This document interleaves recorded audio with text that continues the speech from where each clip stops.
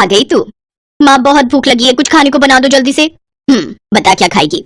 माँ सबसे जल्दी तो मैगी बनती है ना। मुझे पता था कि तू मैगी ही खाएगी। चल हाथ मुंह धो ले, मैंने पहले से ही बनाकर रखी है तेरे लिए। सच में माँ, मैं बस अभी आई फिर तो। ये कहानी है रिया की, जिसे मैगी बहुत पसंद थी। वो हमेशा खाने के लिए अपनी माँ से मैगी ही मांगती थी और जब घर में कोई नहीं होता था तब भी वो खुद मैगी ही बनाकर खाती थी। ऐसे ही वक्त गुजरता चला गया और फिर वो दूसरे शहर जाकर हॉस्टल में रहकर पढ़ाई करने लगी। और फिर एक दिन, हेलो रिया, क्या कर रही है? कुछ नहीं माँ, बस नाश्ता करके कॉलेज जा रही हूँ। अरे वाह, क्या बनाए नाश्ते में? वो माँ, मैंने मैगी ही बनाई होगी। हाँ माँ, थोड़ी देर हो रही थी तो मैंने सोचा कि मैगी ही बना लूं। अरे मैगी की भूखी, तेरा पेट कब भरेगा इस मैगी से? पेट तो बहुत अच्छे से भर जाता है माँ, बस मन ही नहीं भरता। जब से रिया हॉस्टल में आई थी तब से ही वो दिन रात बस मैगी ही खाती रहती थी। ना तो उसने कभी कुछ और बनाना सीखा और ना ही सीखने में रुचि ली। ऐसे ही उसका कॉलेज भी पूरा हो गया और फिर वो अपने घर लौट गई। फिर एक दिन, सुन जल्दी तैयार हो जाना, ठीक है? क्यों, क्या हुआ? कहीं जाना है क्या? अरे पगली, बताया तो था आज लड़के वाले आ रहे हैं तुझे देखने। क्या माँ, मुझे अभी शादी नहीं करनी। अभी नहीं तो कब करेगी? बुढ़ापे में क्या। चल जल्दी से तैयार हो जा। सरला के कहने पर रिया तैयार हो गई। सुधीर और उसकी माँ कुसुम उसे देखने आए। रिया की सुंदरता देखकर सुधीर ने उसे फौरन पसंद कर लिया और फिर 2 महीने बाद उनकी शादी की तारीख भी तय हो गई। इसी बीच सुधीर और रिया बाहर घूमने गए और फिर एक होटल में। तुम क्या खाना पसंद करोगी? मैं तो राजमा चावल खाऊंगा।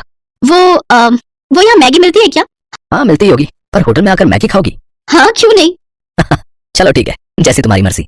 उस दिन सुधीर को समझ आ गया था कि रिया को मैगी बहुत पसंद है, लेकिन कितनी ज्यादा पसंद है ये तो उसे मालूम होना भी बाकी था। फिर उसी शाम, रिया देख अब तेरी शादी होने जा रही है, अपने ससुराल में जाकर उन्हें क्या खिलाएगी? बस मैगी? अरे कुछ तो खाना बनाना सीख ले, वरना तेरी सास तुझे धक्के देकर घर से बाहर कर देगी। हाँ माँ, कल से मुझे खाना बनाना सिखा देना, ठीक है? रिया को कभी खाना बनाने में इंटरेस्ट नहीं आया। उसने जब बहुत आसानी से अपनी माँ को कहा कि वो कल से ही खाना बनाना सीखेगी, तभी उसकी माँ समझ गई थी कि वो जरूर कोई तिकड़म भिड़ा रही है।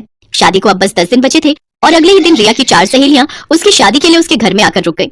सरला समझ गई कि अब वो उसकी सहेलियों के सामने उसे क्या ही खाना बनाना सिखा पाएगी, और हुआ भी वही जिस बात का सरला को डर था। शादी की तारीख आ गई, पर असली कहानी तो अब शुरू होने वाली थी। शादी के ठीक 2 दिन बाद, रिया बेटी यहाँ आओ।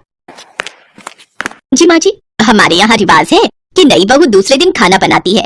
आज सुधीर के फूफा जी और मौसा जी खाना खाने आएंगे, तो तुम एक काम करो, 3-4 तरह की बढ़िया सब्जी वगैरह बना लो। अगर तुम कहो तो मैं लग जाती हूँ तुम्हारे साथ। नहीं नहीं माँ जी, मैं कर लूंगी। रिया ने उस वक्त तो अपनी सास को हाँ बोल दिया, लेकिन अब उसकी हालत खराब हो रही थी क्योंकि बचपन से उसने मैगी के अलावा कुछ और बनाना सीखा ही नहीं था। वो किचन में गई और झट से अपना फोन खोला और अलग अलग रेसिपीज खोलने लगी। उसने तय किया कि वो फोन से देखकर 3-4 तरह की डिश बना लेगी। उसने खाना बनाना शुरू किया, लेकिन कुछ ही देर में उसके पसीने छूट गए। चावल जल चुके थे, मटर पनीर में मटर तो थे पर पनीर पूरा खुल चुका था, कढ़ी कच्ची थी और भिंडी में नमक तेज हो गया था। रिया समझ गई कि आज उसकी शामत आने वाली है। तभी बाहर से उसकी सास की आवाज आई, बेटा रिया, खाना बन गया हो तो ले आओ, सब लोग इंतजार कर रहे हैं। उसने झट से बर्तन गैस पर चढ़ाए और उनमें पानी उबलने के लिए रख दिया और ठीक 10 मिनट बाद वो खाने की टेबल पर उन्हीं बर्तनों को लेकर आई। अरे वाह, बहू ने तो काफी कुछ बना लिया। लाओ बेटा, बड़ी जोर की भूख लगी है। हाँ हाँ भाई साहब, सही कहा, भूख तो जोरों की लगी है। जैसे ही मौसा जी ने पहला बर्तन खोला, वो चौंक गए क्योंकि उसमें मैगी थी। है, बहू ने तो मैगी बनाई है? दूसरा बर्तन खोलिए भाई साहब, उसमें होगा कुछ। मौसा जी ने जब दूसरा बर्तन खोला तो उसमें भी मैगी ही थी। इसमें भी मैगी है? जी, ये वाली वेज मैगी है मौसा जी। अच्छा, और बाकी बर्तनों में कौन सी मैगी है बहू रानी? जी, वो तीसरे वाले बर्तन में मसाला मैगी और उस वाले में अंडा मैगी है। खाकर देखिए, बहुत बढ़िया बनाई है मैंने। रिया की बात सुनकर उसकी सास कुसुम ने अपना माथा पीट लिया और उधर सुधीर के फूफा जी और मौसा जी एक दूसरे का मुंह ताकने लगे। लेकिन रिया ने इस घटना के बाद भी खाना बनाना नहीं सीखा। उसकी सास कुसुम ही सबके लिए खाना बनाती थी। फिर एक दिन कुसुम खाना बनाते हुए अचानक किचन में बेहोश हो गई और फिर अस्पताल में।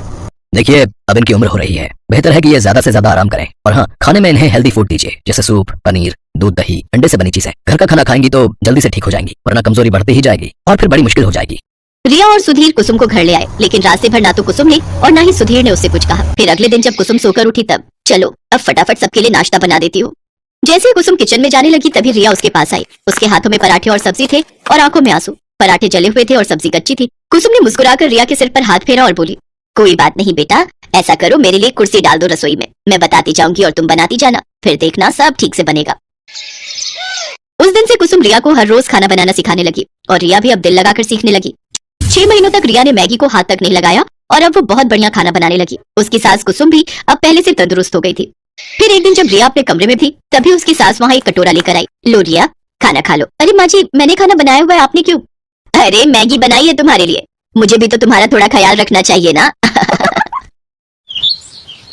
आलमपुर गांव में महेश नाम का एक आदमी अपनी पत्नी रीना और 2 बेटों के साथ रहता था। महेश अंडा सप्लाई का काम करता था। महेश का स्वभाव बहुत ही गुस्सैल और मक्कार किस्म का था। वो अक्सर रीना और अपने बच्चों को मारता पीटता रहता था। एक रोज, ये क्या बनाया खाने में है? जब देखो रोज दाल बना के रख देती है। जितने पैसे तुम घर में देते हो उससे सिर्फ दाल ही आ सकती है। सब्जी पता है कितनी महंगी है? मुझे नहीं खानी तेरी ये दाल वाल। जा मेरे लिए मस्त सा अंडा पराठा बना कर ला, नहीं तो तेरी ऐसी सुताई करूंगा कि आगे से दाल चावल बनाना हमेशा के लिए भूल जाएगी, समझी? रीना रोते हुए रसोई में जाती है और फिर पराठे के अंदर अंडा भर के सबके लिए अंडा पराठा बना कर ले आती है, जिसे खाने के बाद बच्चे बोलते हैं, माँ तुमसे अच्छा अंडा पराठा तो कोई बना ही नहीं सकता, सचमुच मजा ही आ गया। बस बस इतना सर पर चढ़ाने की जरूरत नहीं है अपनी माँ को। रीना जो कुछ भी करती है महेश को कभी भी पसंद नहीं आता। छोटी छोटी बातों को लेकर वो रीना से लड़ाई करता रहता। एक दिन दोपहर को बच्चे अभी स्कूल से आए ही थे कि एक आदमी रीना के पास भागा भागा आता है। भाभी महेश दुकान से पैसे चुरा कर भाग गया है और उसने मालिक से कर्जा भी लिया हुआ है। ये तुम क्या कह रहे हो भैया? मुझे तो इस बारे में कुछ भी नहीं पता। और कर्जा किसके लिए? हमें तो कर्जे की कभी जरूरत ही नहीं पड़ी। मैं तो बस आपको बताने चला आया, अभी थोड़ी देर में यहाँ पर पुलिस भी आएगी पूछताछ के लिए। हे भगवान, ये क्या हो गया? मुझे तो कुछ भी नहीं पता। मैं क्या बोलूंगी? उस आदमी ने तो मुझे कभी कुछ बताया ही नहीं। थोड़ी देर में वहाँ पर पुलिस पहुंच जाती है। वो रीना और बच्चों से पूछताछ करती है, लेकिन पुलिस जान जाती है कि इन लोगों को कुछ भी नहीं पता। इसलिए वो ये बोलकर चले जाते हैं कि अगर वो घर आए तो हमें इत्तला कर देना। पुलिस के जाने के बाद रीना सर पकड़कर बैठ जाती है। दोनों बच्चे आकर उसके आसपास बैठकर दिलासा देने लगते हैं।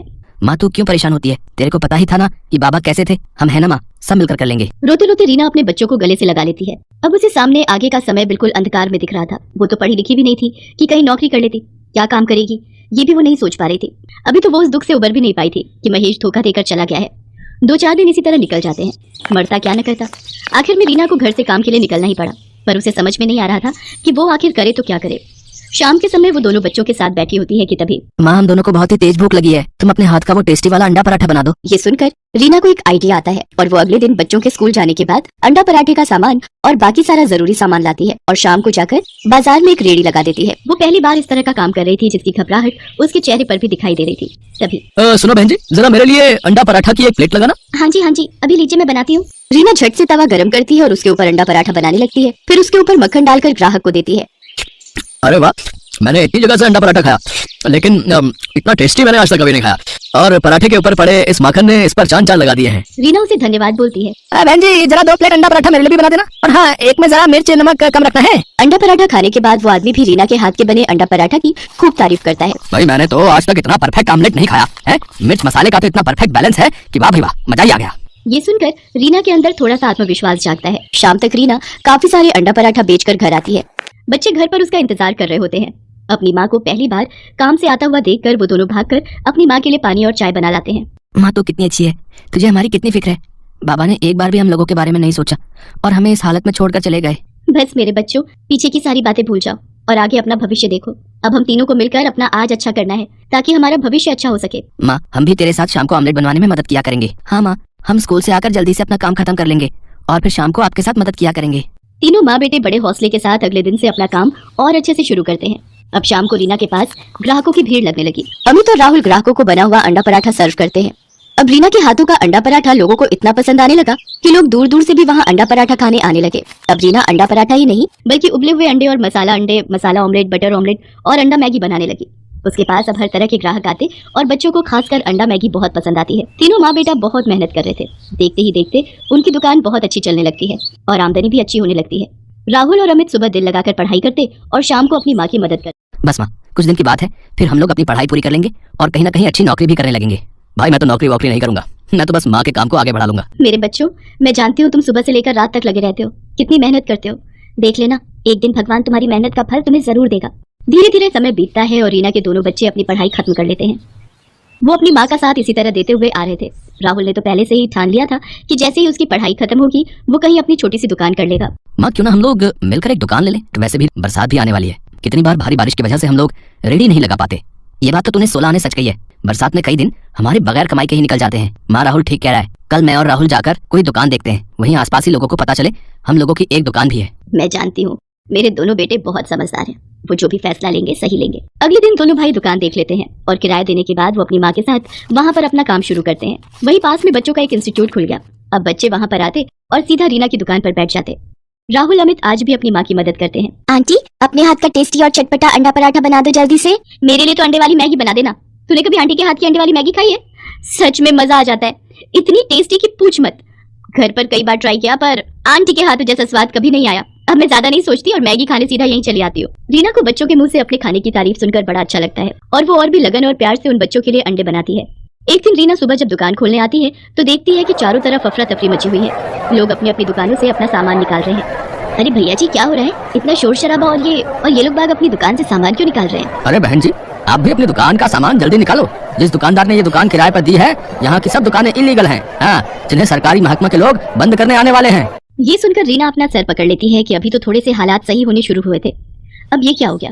वो अपने बेटों को फोन लगाती है और दोनों बेटे अपनी माँ की मदद के लिए आ जाते हैं। अब उन्हें दुकान का किराया दिए हुए 10 ही दिन हुए थे। रीना थोड़ा विचलित हो जाती है। वो लोग जैसे तैसे करके दुकान का सारा सामान निकाल कर बाहर ले आते हैं और सरकारी लोग आकर दुकानों पर ताला लगा देते हैं। पता नहीं भगवान की क्या इच्छा है, जब भी थोड़ा समय अच्छा होने लगता है तभी कोई बड़ी मुसीबत आने लगती है। माँ तो फिक्र क्यों करती है, हम देख लेंगे, कुछ ना कुछ हो जाएगा। रीना अपने दोनों बच्चों के साथ वापस वहीं फुटपाथ से शुरू करती है जहां उसने पहली बार अंडे की रेडी लगाई थी। जैसा कि रीना को डर लग रहा था कि अब क्या होगा, फिर दोबारा से काम कैसे शुरू होगा, फिर ऐसा रीना के साथ कुछ नहीं हुआ। उसके हाथों का स्वाद लोगों को उसके पास खींची लाता है। धीरे धीरे 1 साल का समय बीत जाता है। रीना के हालात बहुत ही अच्छे हो जाते हैं। धीरे धीरे उसके पास थोड़ी बहुत जमा पूंजी भी इकट्ठी हो जाती है, जिससे उसका आत्मविश्वास और बढ़ जाता है और वो अपने काम को आगे बढ़ाने का सोचने लगती है। अब वो अपने बेटे राहुल को भी अपने जैसा अंडा पराठा बनाना सिखा देती है। अब माँ बेटा दोनों मिलकर दोनों अलग अलग जगह पर दुकान लगाते हैं और दोनों जगह की आमदनी से उनके हालात बहुत ही अच्छे हो गए। अमित ने एक अच्छे से ऑफिस में जॉब कर ली। आखिर एक गरीब अंडे पराठे वाली बहू ने अपने आप का और अपने बच्चों का भविष्य